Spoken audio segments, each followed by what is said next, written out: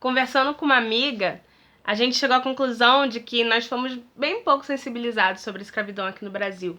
Que os professores tratavam sobre o Holocausto, que foi o extermínio dos judeus na Segunda Guerra Mundial, de uma maneira muito mais séria, muito mais verdadeira do que tratavam a escravidão aqui no Brasil.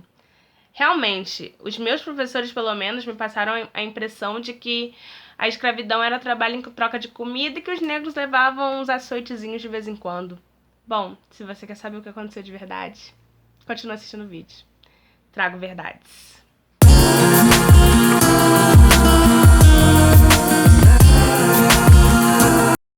Oi, gente, tudo bem? Meu nome é Valciele Mendes, aqui do canal da Valciele Mendes, mas pode me chamar de Val, porque a cada vídeo nós criamos mais intimidade. Bom, para começar, a gente tem que levar um pouco mais a sério as coisas que nós escutamos e tentar nos aprofundar. A história é muito importante. Se a gente não conhece o passado, a gente não tem como explicar porque tudo isso está acontecendo hoje em dia. Porque como as coisas e por que as coisas estão acontecendo do jeito que elas estão acontecendo ao nosso redor. Eu lembro muito bem que quando eu vi os portugueses, quando eu aprendi na minha aula de história, que os portugueses chegaram no Brasil e que eles negociavam com os índios através daquele escambo, né? Que trocavam um espelhinho por um pau-brasil, trocavam um pente por uma pepita de ouro, né? Mais ou menos assim. E eu achava aquilo tão bonitinho. Falei, nossa, que legal, os portugueses chegaram no Brasil e fizeram um escambo. Até parece, né, gente?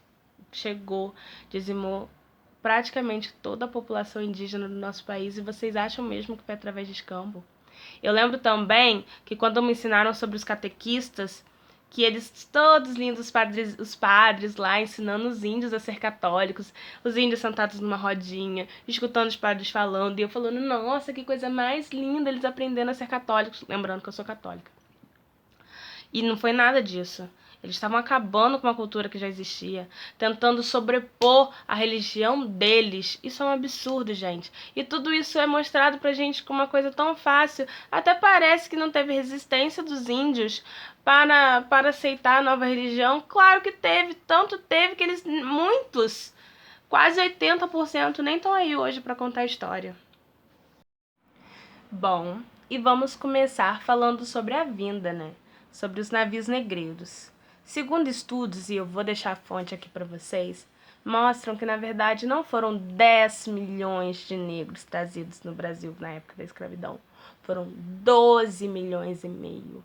E na travessia, conta-se, agora a partir de estudos, que morreram mais de 2 milhões e meio de negros durante as travessias África-Brasil. É muita gente. São muitos escravos. São muitas pessoas que foram arrastadas de seus lares, que saíram sem nem saber o motivo pelo qual estavam sendo escravizados, simplesmente porque chegaram lá pessoas que olharam e por achar que, eles são com a pele mais escuras, eles merecem ser escravizados. Na verdade, leu-se, né, que alguns mercadores de escravos achavam que estavam tirando eles daquela vida pagã e levando para um mundo com Cristo aquelas pessoas. Nossa, que maneira melhor de seguir a Deus do que escravizar outras pessoas, né? Do que escravizar outros seres humanos. E não me venha falar que, Val, mas os próprios negros escravizavam outros negros. Vamos comparar, eles deviam escravizar 10 milhões de pessoas mesmo, né? Com certeza. E outra coisa, não é porque você vai num país que é permitido casar com meninas de 10, 9 anos de idade que você tem que casar com meninas de 10, 9 anos de idade. Não me venha colocar culpa na cultura dos outros se você não é uma pessoa de princípios, ok?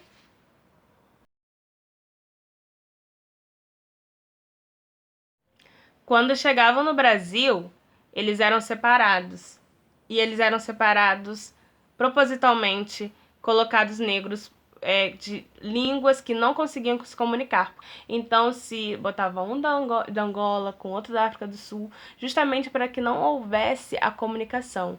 Se viam que tinham algum parentesco, alguma coisa, eles eram separados e mandados para cada região do país.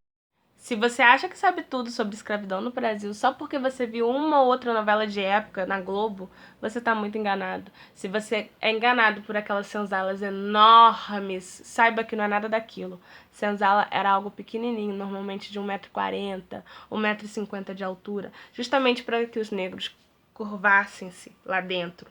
Eles eram trancados, a maioria não tinha janelas e eles ficavam trancafiados ali dentro.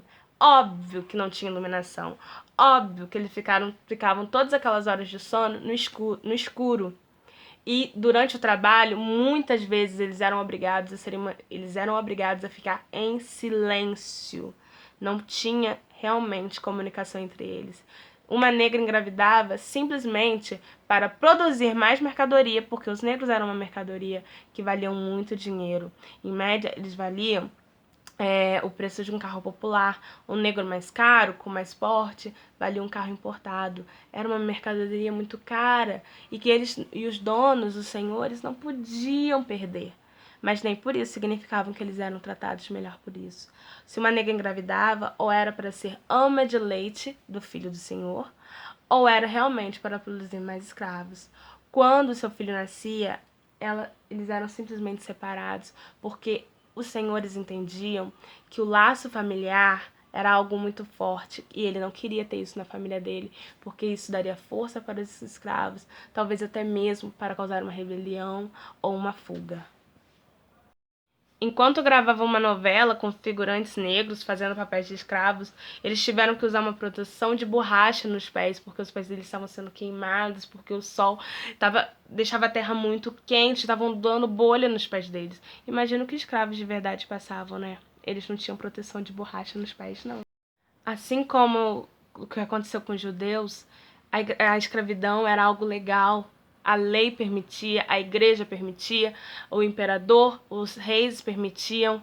Então, a própria igreja julgava os negros sem alma. Eles jamais poderiam entrar na mesma igreja com os brancos. No máximo, faziam umas igrejinhas para os escravos frequentarem. Mas eles não poderiam entrar jamais numa igreja que os brancos frequentavam, pois os negros não tinham alma.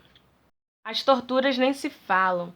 Dentes arrancados, cortes feitos no corpo e sendo jogados salmouras, água com sal para que ardesse bastante, presos, enforcamentos, tortura sem dor quando eles eram colocados em poças e eram afogados em cocô, em bosta. Jejuns forçados, açoitamentos, chicotadas em praça pública, tudo era um espetáculo. Tudo era válido para se torturar um escravo, para que ele aprendesse quem era o dono e como obedecia. Gente, isso não é nada, isso é só o começo. Eu nunca vou conseguir falar para vocês tudo que era escravidão no Brasil em 5 minutos num vídeo no YouTube. Eu espero que vocês tenham sentido curiosidade para aprender mais, para procurar mais. A intenção desse vídeo é essa, não é dar aula de história, é só para que você fique mais curioso. Se você gostou desse vídeo, dá um joinha, clique em curtir, se inscreva no canal que sempre vai ter um vídeo por aqui. Tchau!